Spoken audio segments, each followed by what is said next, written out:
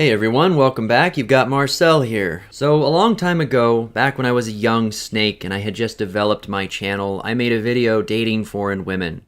And I've been around long enough now, I've had a chance to process my thoughts and my past experiences, looked back at the things that I'd gone through and that I'd done with a much clearer lens. I feel like it's about time I give a full story on the things that I did when it came to dating foreign women, getting together with them to the ends of trying to have a mail order bride, essentially. See, the truth is that these are hard times, and there are a great number of men that have not given up on the idea of having a relationship, having romance, finding love, having children, getting married. You know, the white picket fence daydream hasn't gone away. They still strive for that. And there are going to be a lot of people out there telling them, hey, dude, just go to a foreign country. I went to blank country and, had a great time and had all these great girlfriends. And see, that's something that I've done. I have traveled the world. I have seen several different cultures. I've experienced dating the women within those cultures. And although the vast majority of it was Asian cultures, I can account for many other European cultures and the differences between the dating dynamics when it comes to going to those countries.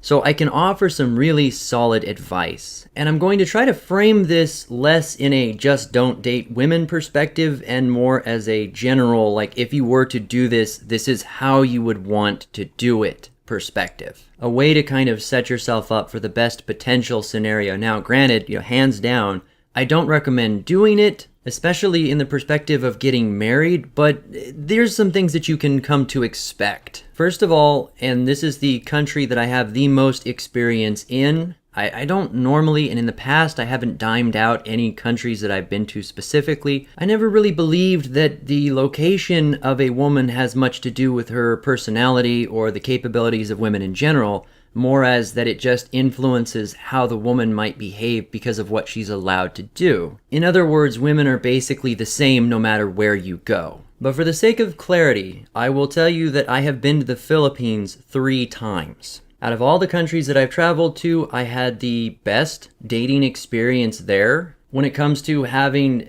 like for a person that's trying to find a traditional wife that's going to take care of them and kind of fill that void of someone who will stay faithful and work for their husband in a sense of working together, that's going to be like the best opportunity to find that. So I'm going to focus mostly around it.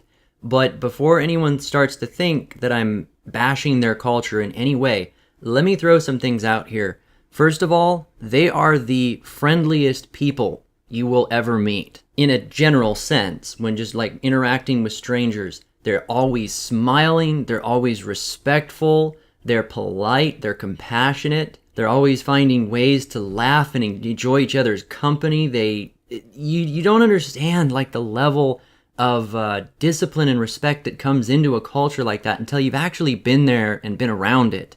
I mean, their children, for example, actually go up and show respect to adults just because they're adults. You can really see it from a young age. It's ingrained into them, this concept of politeness. It is very religious there. A big chunk of their society revolves completely around religion. So, I mean, that can be a good or a bad thing depending on a person's perspective going into it. But what's my point here? So, when I refer to them in a dating, romance, marriage context, realize that that's very different than going over there as a visitor or as a tourist or something like that. It's a different experience entirely. So for face value, I absolutely love their culture. You could almost call it heavily influenced by Spain, with almost a Hawaiian feel to it in a way, with maybe a dash of Chinese or Mandarin culture thrown in for mix. Of course, that is entirely just my perception. So having said all of that, when it comes to the act of dating, when you're engaging in a romantic relationship with someone who is there,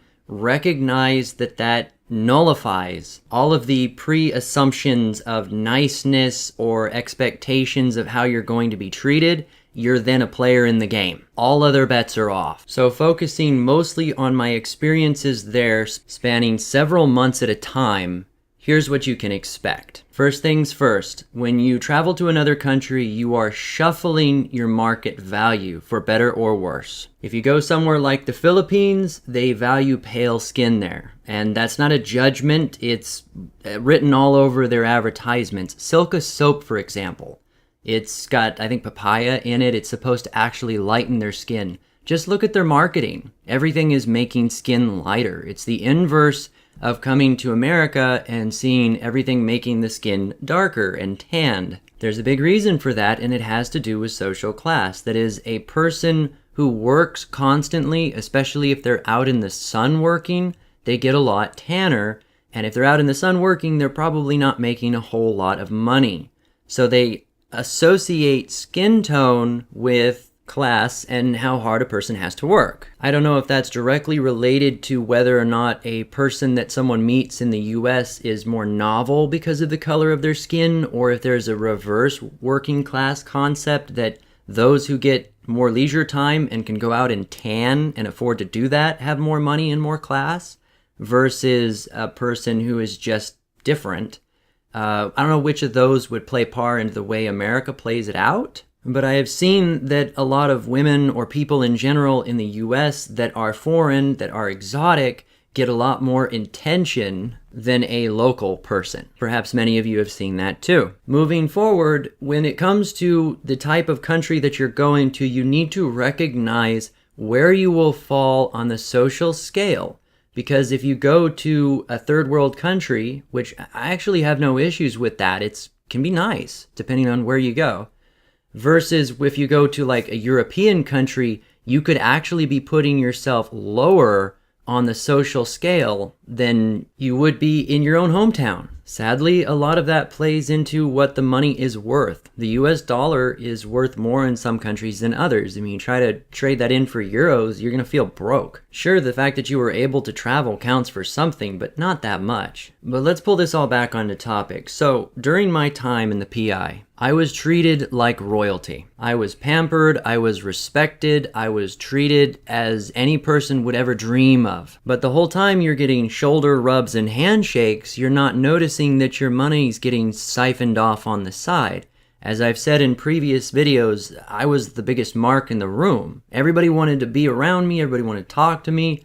I was popular and famous, and my wallet got lighter by the day. Of course, there's ways to go to these places and not spend any money. Stuff is remarkably cheap there. There's no reason to burn money. But I was soft-hearted and something of a pushover, and, I made myself an easy target. Now, I dated several women, and each individual one on a separate trip. I wasn't hooking up with a bunch of them per trip, but honestly, I could have very easily. I was looking at something for the long haul, so I really focused on one woman at a time to make the best of that experience in the time that I had while I was there. One family I'm going to zero in on because of the experiences I had specifically was almost being driven as a business, the family was, to kind of siphon money and funds and property and stuff off of foreigners. Now, I will say, despite following the religions there and performing all the ceremonies and the cultural stuff, this was not set up like a traditional family. Surface value, they were, but in their hearts, I don't believe they were actually following the culture the way it should be. See, that particular family had discovered that by working with foreigners, using their 3 gorgeous daughters, I might add, they could sustain their family in ways that, working within their community, they would have never seen that sort of income in any sense. But because of the interactions with their daughters and foreigners, they were able to build a business off of bringing in guys. Now, I wouldn't suggest that they were really using them in like a bad sense. Come to think of it, they were even discouraged from having sex with any of these foreigners. At least not unless they were married. To get these guys in, the goal was to ultimately marry them off and have a good life. I believe that. But there was nothing stopping them from kind of twisting it in a way that really benefited their household in the process. And a big part of that comes down to some of these cultures, the children still support their parents. What is it called? A subsistence economy? where the children, they have more kids because they ultimately flip around, and the children are the parents' insurance policy or their retirement fund. That actually still happens there. So expect that whenever you marry or get in a serious committed relationship with any of these women,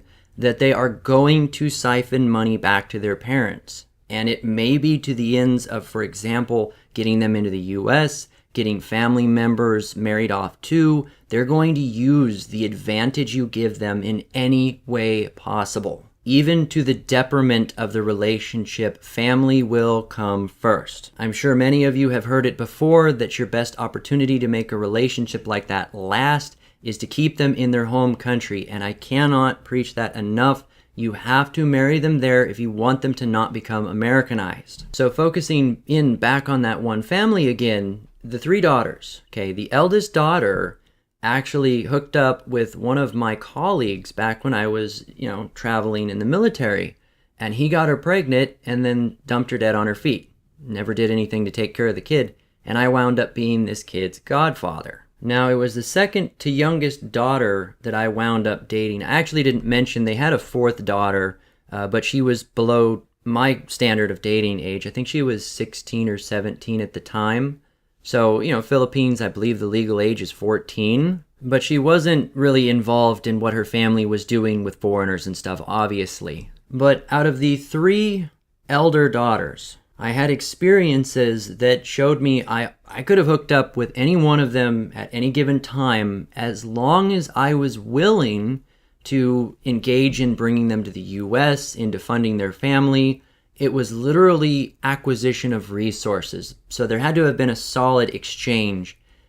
Based on conversations after the relationship with the daughter that I dated directly, that I was engaged to, ended, I had conversations with the elder sister where she was willing to be in a relationship with me. But on the condition, because I had dated her younger sister, I would need to marry her beforehand, before her family knew, because they would object immediately, but if we were already married, they couldn't do anything about it. Of course, naturally, I would suspect that to be something of a trap, but the way it was going to play out, I had the opportunity to marry the older sister of my ex-fiancé, and she was cool with that. There was another older sister that specifically would be the mother of my godson. Then you have the other sister, who was dating a Chinese guy at the time, specifically meaning a man from China, who was still currently living there.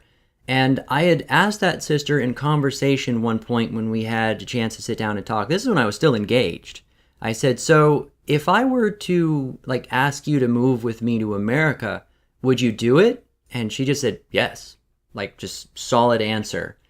And at the time, I always thought that she was trying to do that to see if I would cheat on her younger sister or something as a trap. But looking back on it, it wasn't. She was being serious. And now that I know her personality better after, the couple of years that I was talking to them, I know that she was being serious. She wouldn't joke and she wouldn't trap like that, at least not that I can tell.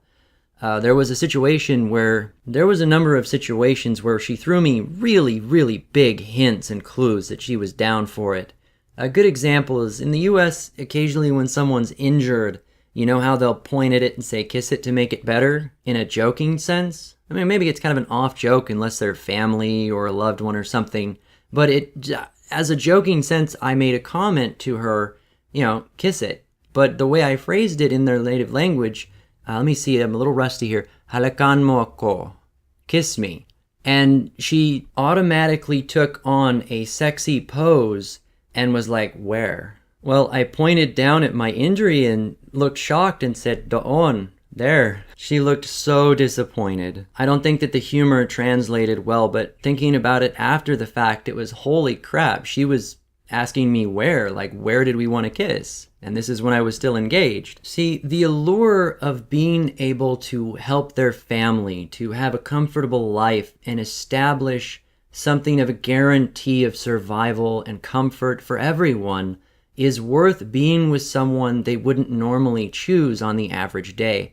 Now, if they have an opportunity to get out of the deal after they've struck it, to get what they want and screw the guy over, then they're just like any other woman, any other scenario. But as long as the only opportunity to kind of keep up that scenario for them is to stay with the man and stay faithful, then for the most part they will. Now, for those who are considering anything like this, keep in mind a lot, depending on the country, but especially there, shame is a huge deal when it comes to their culture, especially in regards to the females.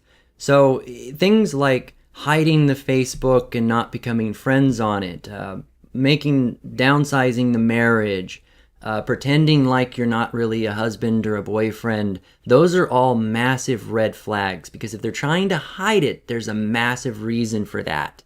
Because for the most part, when they have someone that they're proud of, they're going to rub that in everybody's face, that they have like a foreigner boyfriend and they got all this money and stuff now. It's going to be huge. And if it's not, red flag, massive red flag. Okay guys, 15 minutes in, if you don't mind a brief commercial break, I'll be right back. Hey, welcome back. In regard to the ladies hiding me from their families, that actually happened to me with my fiance there. She kept conveniently losing the password to her Facebook, of which she was able to still upload regular photos to. In fact, one of the most significant fights that we started having, one of the first ones, was when I noticed in her Facebook photos after we had become engaged, she wasn't wearing the engagement ring on the Facebook that she conveniently didn't have the password for. Interacting and being visible to that person, that woman's family, is critical, because the more shame her infidelity, her lies, or anything like that would bring on her and her family, the more she's going to be kept in line. That is with the rare occasion that their family is entirely in on it. But even if they were all in on it, the friends, the social connections, all of the people that would know what they're doing, it would destroy them. So if a person were to try and travel to some of these other countries and interact with them, depending on the culture, of course, it should be a full family experience.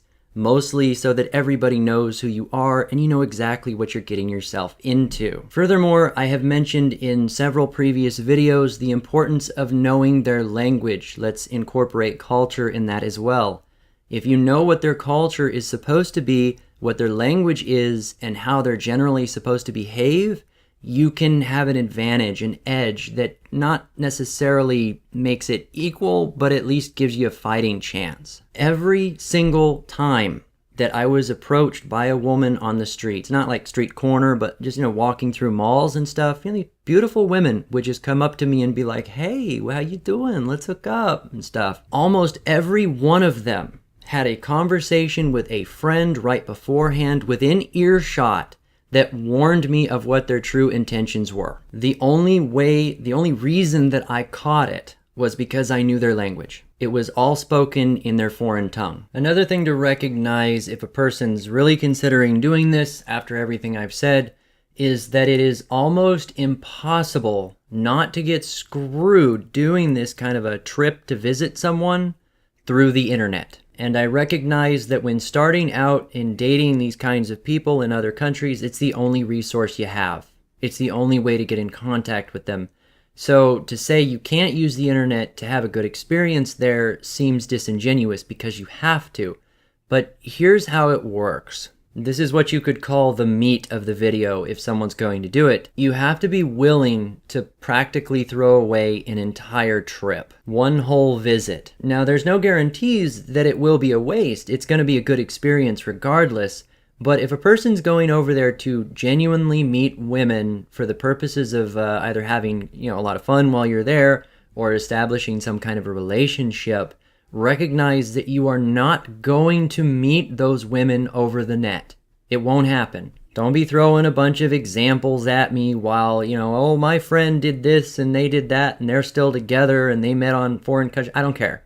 All right? The chances and the hundreds and hundreds of phishing crappy dates that you'll set up trying to do online, date hunting through things like Philippine Cupid or Cherry Blossoms and all these other sites, 95% of it is a scam. And the ones that are not scams are probably even scarier. See, the minute a lot of these people verge over into realizing that they can hook up with foreigners online, they have the capability of doing that, they're incentivized to keep shuffling their options, and they're less likely to be exactly what a person would want. Even if they are genuinely looking for love, there's a good possibility that there's someone who either doesn't want to find someone locally or is incapable of finding someone locally. And quite frankly, having been there several times, there's a good possibility they're a guy. I actually spoke to several cross-dressers over there. From a distance, you couldn't tell it. On cam, you can't tell it.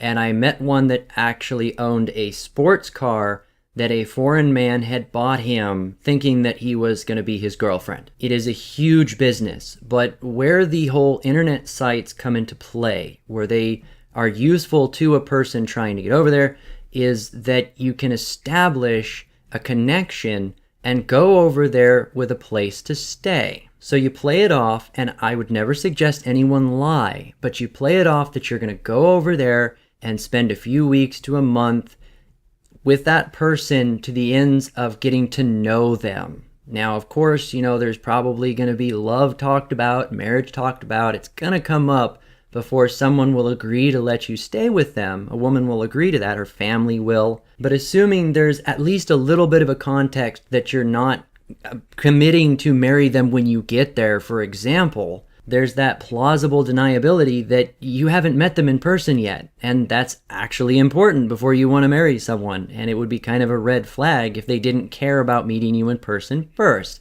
I would suggest throwing that at them. Oh, honey, I agree that marriage is important, but you should probably meet me in person and spend a few weeks with me at least before you're sure. In the context, of course, about caring for them. This prevents a situation where one would be honor-bound to immediately marry someone they just met. It might actually come up. I would also suggest leaving any birth certificates and paperwork that might allow someone to get married back at home, so that if it becomes a high-pressure environment, well, you don't have the paperwork and you have no one back at your home to send it, so you would literally have to go back and get it. See, if you think every situation through, you can cover your ass most of the time and still save face while you're doing it. Now, where I might say that this could be a wasted trip, so any hotels or experiences, sites, places you could go that are there that you can find online are not going to be worth your time. They're basically tourist traps. They're going to siphon all your money away knowing that you've got American money. The really cool places that you want to go that you're going to get a legitimate experience with their culture are probably going to be more rural, smaller scheme. They're not going to have the money to set up an American website.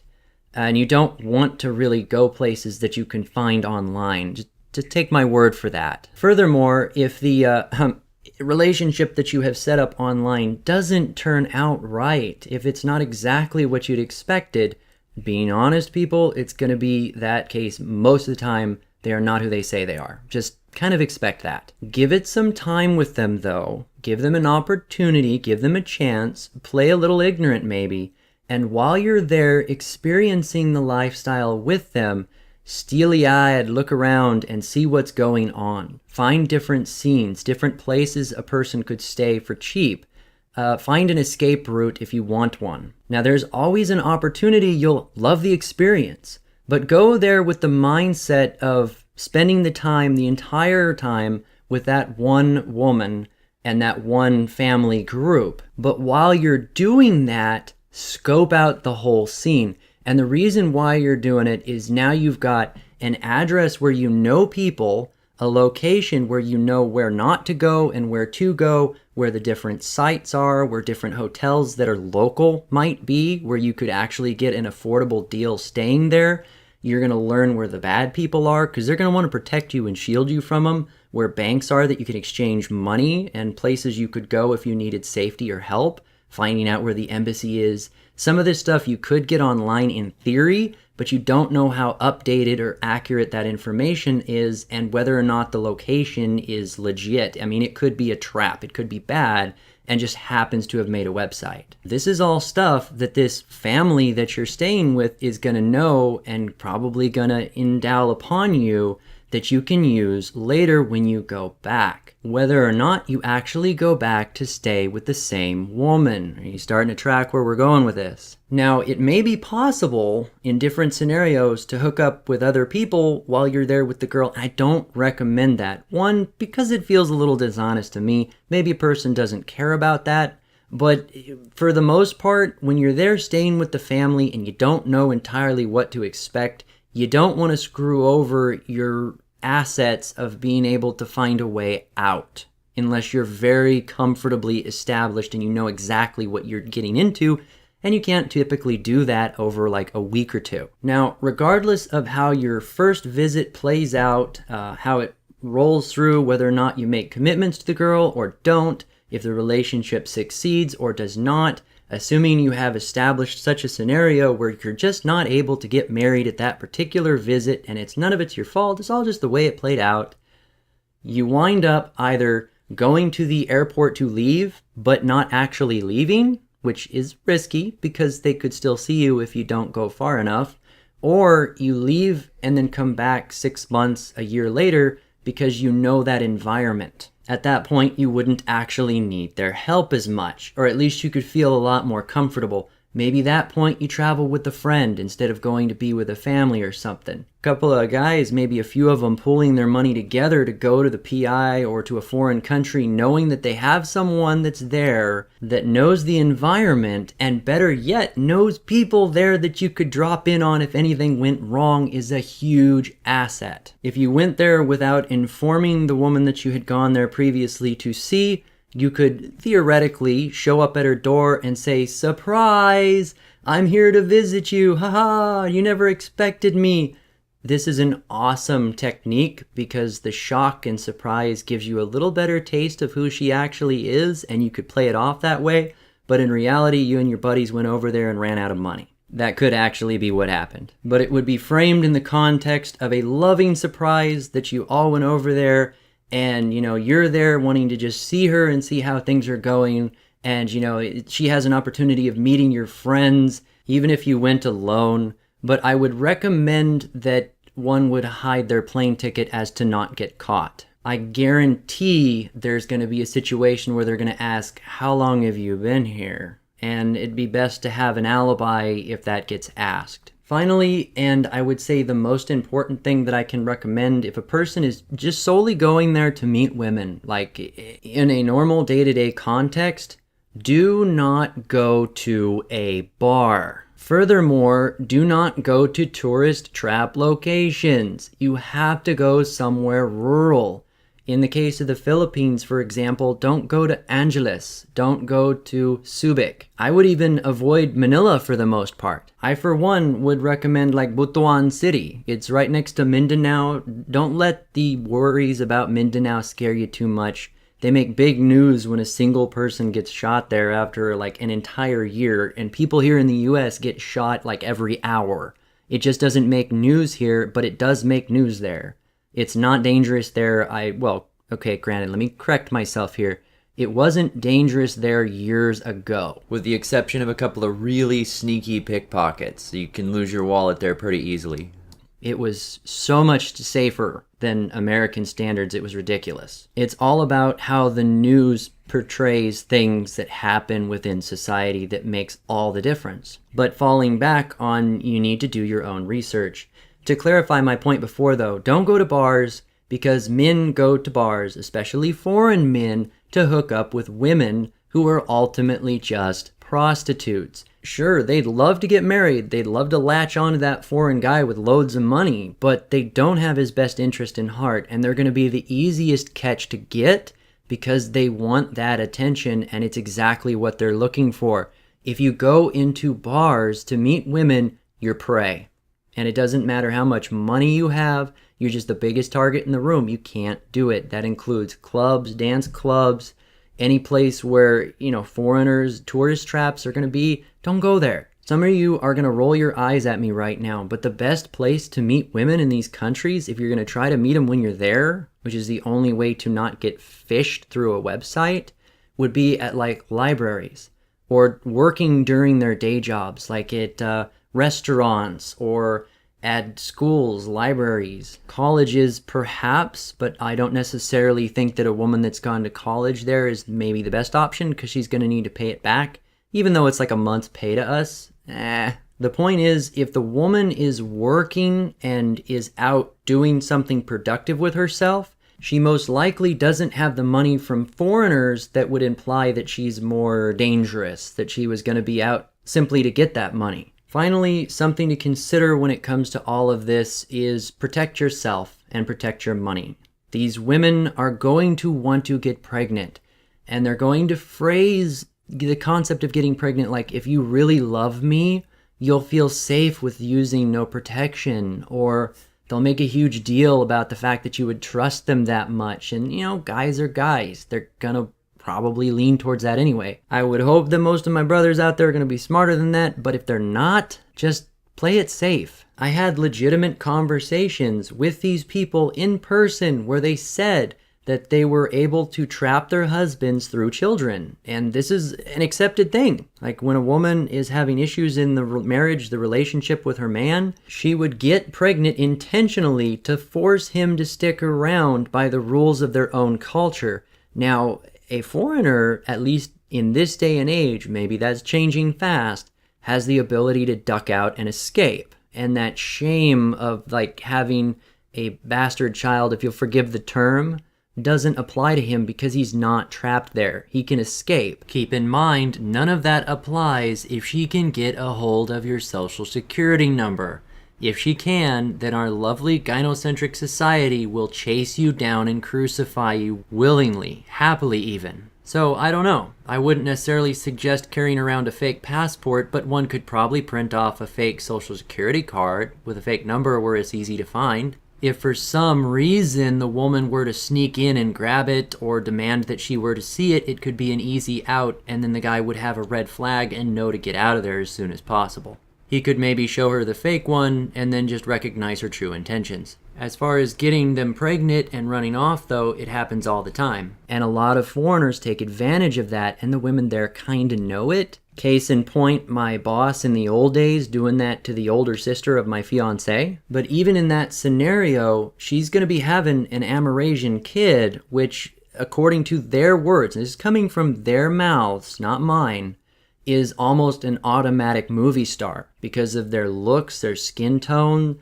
their capabilities of their fair complexion. Even just that alone is enough to score them a movie role most of the time. They love having kids and they love having them fast, and they are seriously not shy in the bedroom. Finally, the last thing that I would suggest is watch out for the cougars. Watch out for the older ladies trying to snatch up the foreigners that recognize that the dating pool is different. They've been around for a while. They know that foreign guys can't tell one of them from the other when it comes to what they're actually capable of. Age is appreciated very differently in these cultures. The older you are, the more valuable you are, up into your 50s and 60s. You don't see that in America to the same degree. It is easy for a 60-year-old man, 75-year-old man to hook up with a 19 or 25-year-old woman there, and it's culturally accepted. There is absolutely no reason why a 35-year-old man should be hooking up with a 35-year-old woman. There's no reason. If she has kids, if she's over 23, you can do way better. Don't waste your time. Just give it 5 minutes. The next opportunity will be walking along. So, wow, we have hit 30 minutes in this video already. Quite a rant. It's something that I invested a huge part of my life in, the idea of traveling and foreign brides and everything. Final thoughts on it. Do your research. Know what you're getting into. Go over there expecting to be with one person that you meet and spend that time with them and learn the environment. And that goes with any country that you're wanting to travel to.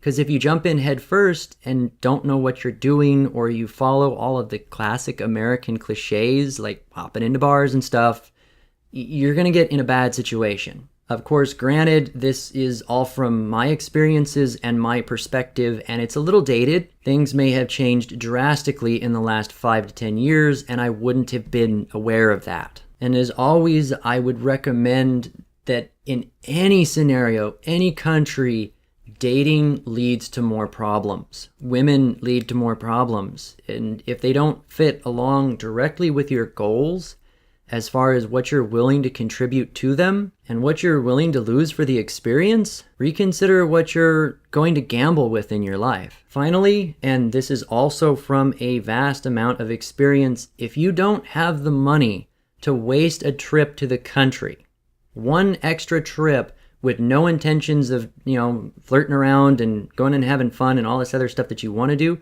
if you can't afford to waste a single trip, then you could not afford to party there safely. Furthermore, if you can't afford to waste that one trip, you certainly cannot afford to marry one of the women in that country or have a dedicated relationship with them, because I guarantee it's going to take more than one trip and more than a cost of an extra plane ticket.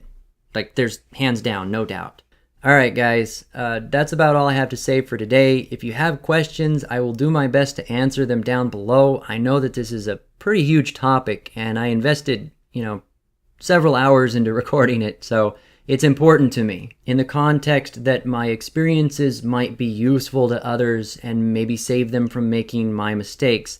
Final thoughts. Don't ever send them money. Don't do it. Ever. Seriously. Don't get stubborn and do it because I said not to do it. You're just going to get used. It's pretty common for them to come up with sap stories within the first hour of talking to them. The scenarios they come up with are extremely elaborate. The reasons and excuses for them needing money are just endless. You'll hear it every single day when you're dealing with them. Don't buy it. Don't believe it. Don't trust any promises. If it involves you putting money into their hands, especially if it's wirelessly, sending it over to them, just don't do it. Dump them immediately. In regards to the Philippines specifically, I was told by them there when I was physically in person with them, it is against their culture to ask for money. Like, that's taboo within their culture. So the fact that they're even doing that proves that they're false within their own standards. It would be the equivalent of when a woman who claims to be part of a church that disagrees with having sex before marriage, then trying to have sex with you in exchange for getting married to her. It doesn't make sense. If these women are supposed to be traditional, and not to say that anybody's looking for that, but if they were, the wholesome kind of respectable wife that they would want would not be asking for money by definition per their culture. So there you go. Now, I know there's a lot I didn't cover in this video. It'd be hours worth of talking to go through a lot of the different points involved in traveling, and I can do that if there's an interest. This just felt like a good way to start. Okay? Alright guys, this has been Marcel. I hope to see you again next time. Remember to hit that like button and subscribe to one of the channels down below if you want to hear more.